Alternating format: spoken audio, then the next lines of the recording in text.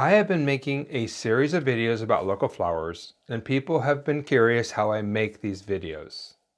It takes me at least 4 days to make a 3 to 5 minute video, and it's not a straightforward process, so I thought I'd share the steps I go through. The goal of my wildflower videos is to help people understand the unique adaptations and stories behind common flower species. There are two main pieces that go into making these videos. The outdoor piece of finding and filming the flowers, and the indoor piece of first researching the flowers and later editing the clips into a story. Surprisingly, the hardest piece is finding the flowers, or more precisely, finding the right flowers. It's easy to go out and find flowers, but because each video takes so much time and effort, I have to be careful to pick the flower that I'm going to work on. I first want to make sure that it's a common flower that everyone is seeing and wondering about. Plus, I have to make sure it's a flower that has an interesting story.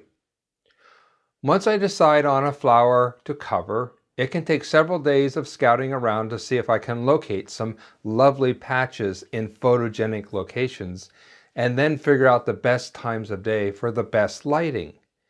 I also have to coordinate my schedule with the weather. Sometimes the days I'm free don't line up with the right weather, and many times I find myself rushing out the door at the last minute because the forecast called for rain, but then the weather makes a spectacular shift. At the same time, I'll be working on script development.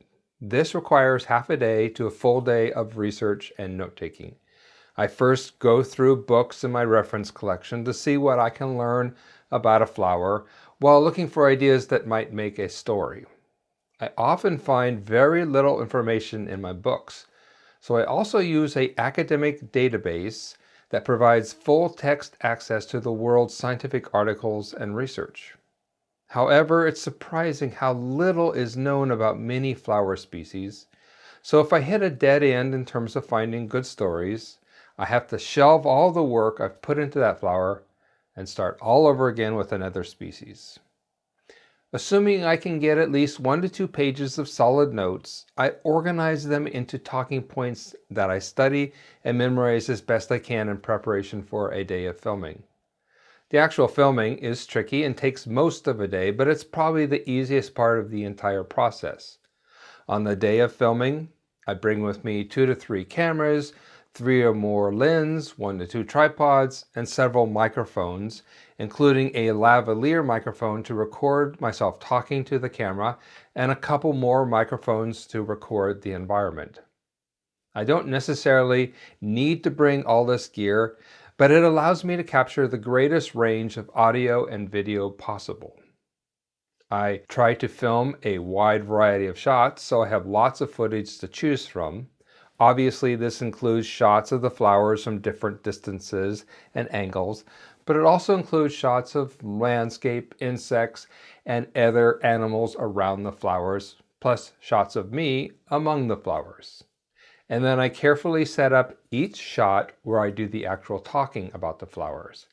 Many of these shots are simply me standing or sitting while talking, but I also have to think ahead and capture close-up footage of my hands holding or pointing to features that I'm talking about. In terms of my script, I'm usually lucky if I can remember a couple sentences or a paragraph of my notes at a time. So I keep my notes in my back pocket and pause repeatedly to glance at them, knowing that I can edit out those parts later.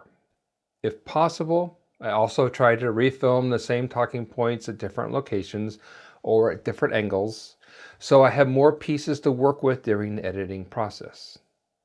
The challenging part of being a solo filmmaker is filming yourself on camera. It means that I have to set everything up first, get in front of the camera, film the piece, then run back to the camera to double check the footage.